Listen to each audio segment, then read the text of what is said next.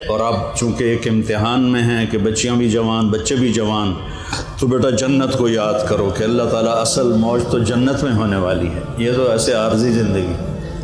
آپ کا قد پتہ ہے کتنا ہوگا جنت میں؟ 130 فٹ، 130 فٹ، اور ان کا بھی قد ہو جائے گا 130۔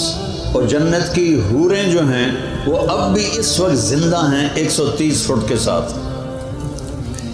ایسی میں نے بچوں میں بات کی تو ایک بچہ بعد میں کہنے لگا، مولانا یہ اتنے قد کی ضرورت ہی کیا ہے، ہم تو اس پر ہی خوش ہیں۔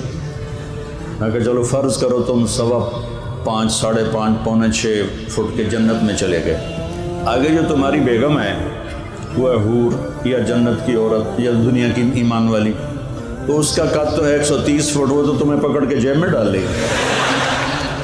پھر وہ ایک جوڑا نہیں پہنتی ان کی طرح، وہ 100 جوڑے پہنتی ہیں، اور ہر جوڑے کے پیچھے جوڑا نظر آتا ہے، ہر جوڑے کے پیچھے جوڑا نظر آتا ہے۔ اب میں نے کرتا پہنا ہے، بنیان آپ کو نظر نہیں آ رہی، وہ 100 جوڑوں میں اس کا ہر جوڑا نظر آئے گا۔ میں نے کہا وہ اس نے تمہیں مثلاً 85 نمبر جوڑے میں ڈال لیا، تم وہ کر رہے ہو، مینو کڈو، وہ کہے گی تو ہیں کتنے مجھے تو پتہ ہی نہیں پہ لگتا، پھر تمہیں پکڑ کے لوریاں دے، میرے لال آ گیا، میرا لال آ گیا ہے۔ اور بیوقوف اللہ نے ہمیں ڈیزائن ہی 130 فٹ پہ کیا ہے۔ آدم علیہ السلام 130 فٹ تھے، اما حوا 130 فٹ۔ آپ نے سنا ہے یوسف علیہ السلام دنیا کے حسین انسان تھے سب سے زیادہ، اما حوا دنیا کی ساری عورتوں میں سب سے حسین عورت تھی، سب سے خوبصورت عورت تھی۔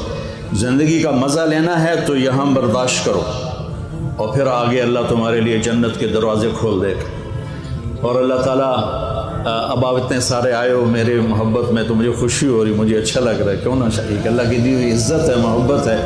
جب آپ لوگ جنت میں بیٹھو گے تو اپنے میاں بیوی کے ساتھ سارے بیٹھیں گے تو جنت کے غلام آئیں گے سلام کرنے کے لیے، سلامن سلاما سلامن سلاما، تو وہ بڑا اچھا لگے گا، یار اتنے ہمارے نوکر۔ سب سے ادنا درجے کا جنتی اس کے 80,000 نوکر ہیں، سب سے ادنا درجے کا جنت 80,000 نوکر۔ وہ بہت دیر سے نکلے گا جہنم سے، اس کا نام جوہینا ہوگا۔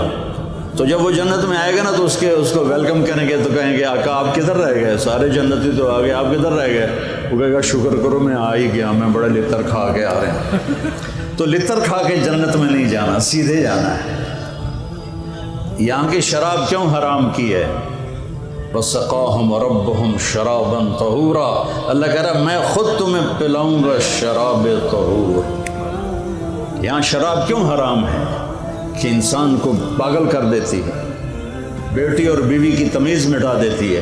تو اللہ کہہ رہا ہے 4 دن صبر کر لے، تیرا رب تجھے پیش کرے گا، یہ لے اپنے رب کے ہاتھوں سے پی شرابً طہورا، اپنے محبوب کے ہاتھوں سے پلوائے گا، آ میرا امتی یہ میرے ہاتھوں سے پی، آ میری بیٹی یہ میرے ہاتھوں سے لے، میرے ہاتھوں سے پی۔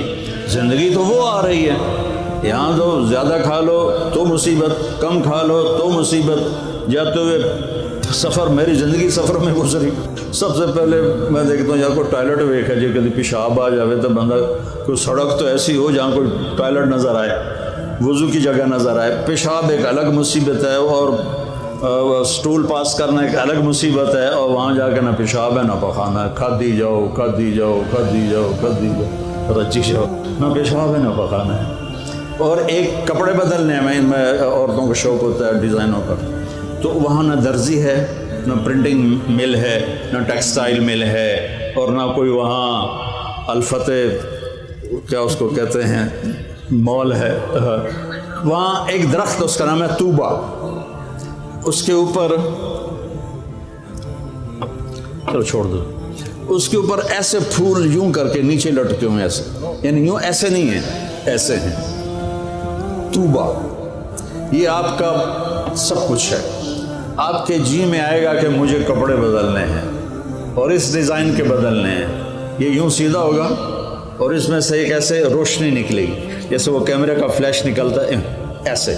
اس کے بعد جب آپ اپنے آپ کو دیکھیں گے تو پہلے 100 کپڑے غائب ہو چکے ہوں گے اور نئے 100 جوڑے آپ پہن چکے ہوں گے، کیونکہ پوری جنت میں واشنگ مشین کوئی نہیں۔ صرف کوئی نہیں، صابن کوئی نہیں، ٹوائلٹ کوئی نہیں، گندی نالی کوئی نہیں، گٹر کوئی نہیں، یہ ساری دنیا کی مصیبتیں ہیں۔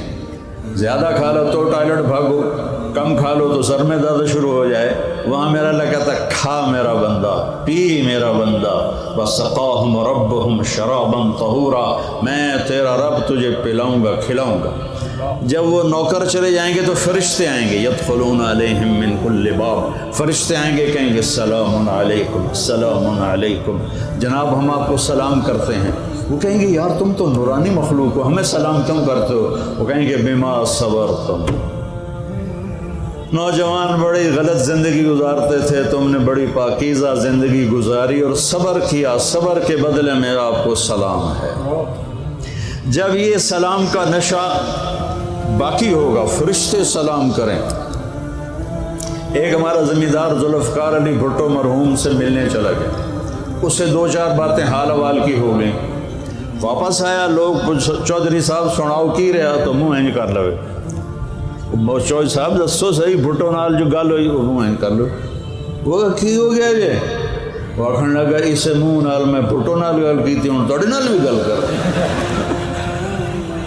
تو فرشتوں کا سلام ایسے آدمی ہوا میں اڑیں گے، ہائے ہائے ہائے ہائے، میرے صرف الفاظ ہیں، اگر چاہوں تو نقشہ کھینچ کر الفاظ میں رکھ دوں، مگر تیرے تخیل سے فزوں تو رہے وہ نظارہ۔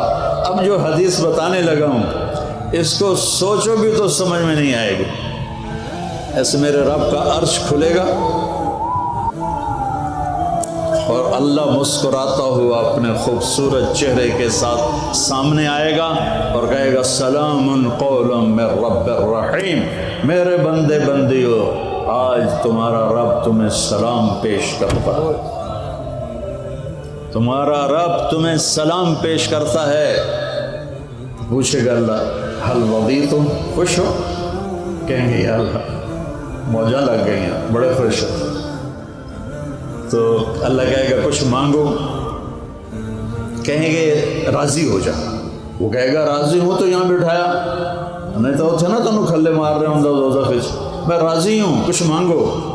کہیں گے یا اللہ جب ہم لاہور میں تھے نا نمازیں پڑھتے تھے پر بے ڈھنگی سی تھی، ہمیں تو پتہ ہی نہیں تھا تو اتنا خوبصورت ہے، تو آج ہم تمہیں دیکھ کر ایک سجدہ کرنا چاہتے ہیں، تمہیں دیکھتے ہوئے ایک سجدہ کرنا چاہتے ہیں۔ ہائے ہائے ہائے، تمہارا رب کہے گا میرے بندو لاہور میں تم میرے غلام تھے، میں آقا تھا، آج میری جنت میں تم میرے مہمان ہو اور میں میزبان ہوں، اور مہمان سے کام نہیں لیا جاتا۔